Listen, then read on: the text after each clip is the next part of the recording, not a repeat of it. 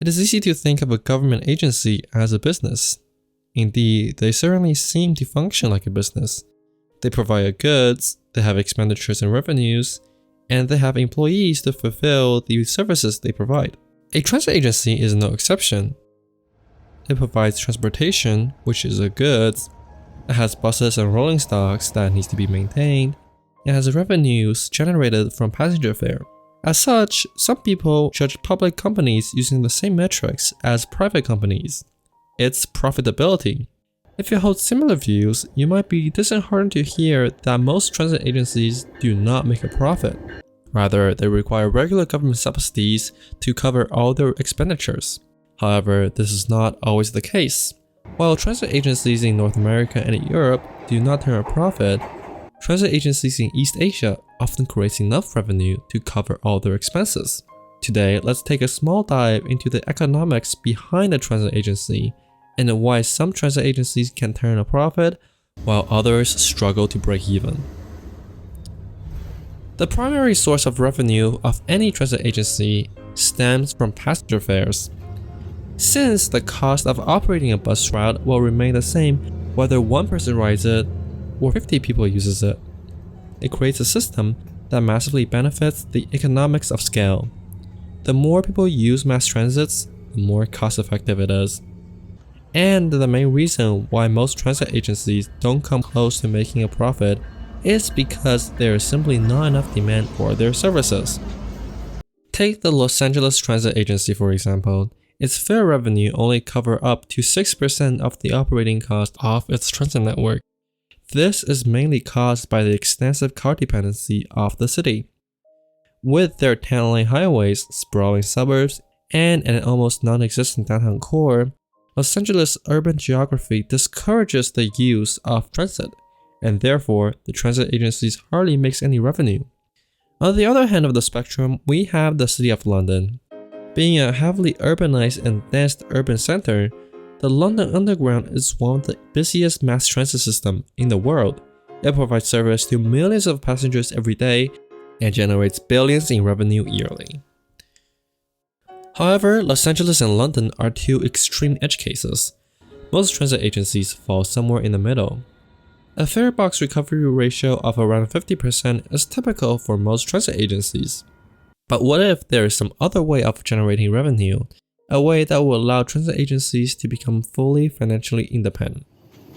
Hong Kong's mass transit agency has developed a reputation in recent history as an example of a financially successful transit company. Not only is it able to operate completely independently without the need of government funding, it also managed to generate revenue for the government.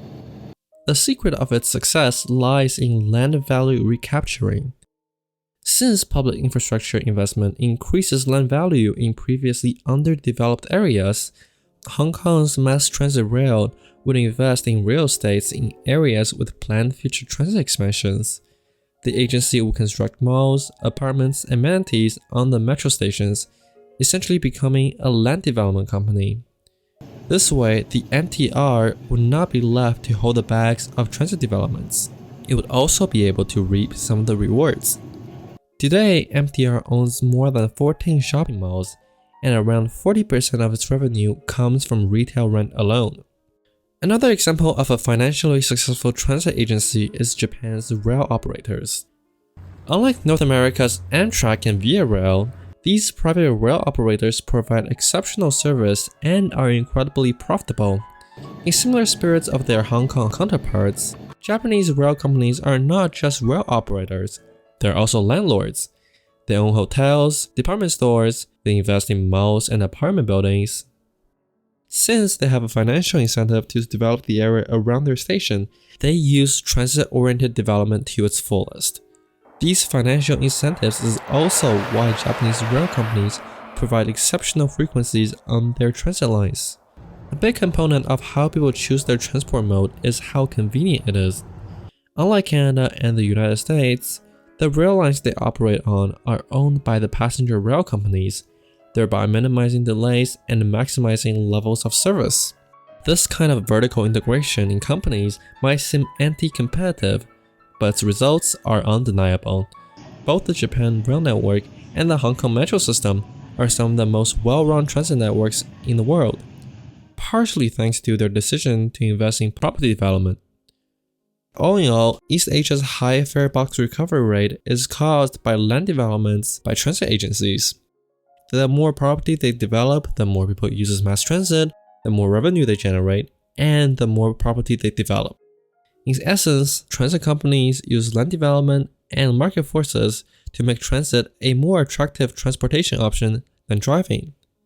So, why doesn't every transit agency use these tactics to improve their bottom lines? While this kind of business tactic certainly works wonders, making money isn't, after all, the goal of a transit agency. Take Via Rail for example. If the agency were to solely focus on profitability, it would need to eliminate many of its rural destinations. While these routes don't make any money whatsoever, they're often the lifeline of entire communities. Take Churchill, Manitoba for example. This remote northern Manitoban town of barely 900 people has no road access to the rest of Canada. Its residences rely almost exclusively on the vital rail link Via Rail provides. These kinds of communities can be found all across Canada, from northern Manitoba to central Quebec. Countless small towns and communities rely on the passenger rail service to provide them with reliable and affordable transportation when no other option is available. Transit agencies, just like any other transportation infrastructure, shouldn't be expected to turn a profit like a regular company would. They should be regarded as necessary infrastructure like roads and highways. I mean, you wouldn't expect roads and highways to turn a profit, would you? Of course not. The goal of government investment in infrastructure is because they provide extensive social benefit for almost everyone living close to them. Most of the transit agency's revenue is collected indirectly. When transit projects bring significant benefits to a local community, those communities will generate more tax revenue, which in turn creates more revenue for the municipal government, who divert some of those funds to the transit agencies.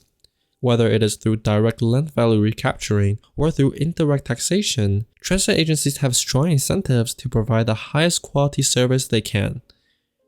This is not to say there hasn't been cases of mismanagement by transit agencies in the past.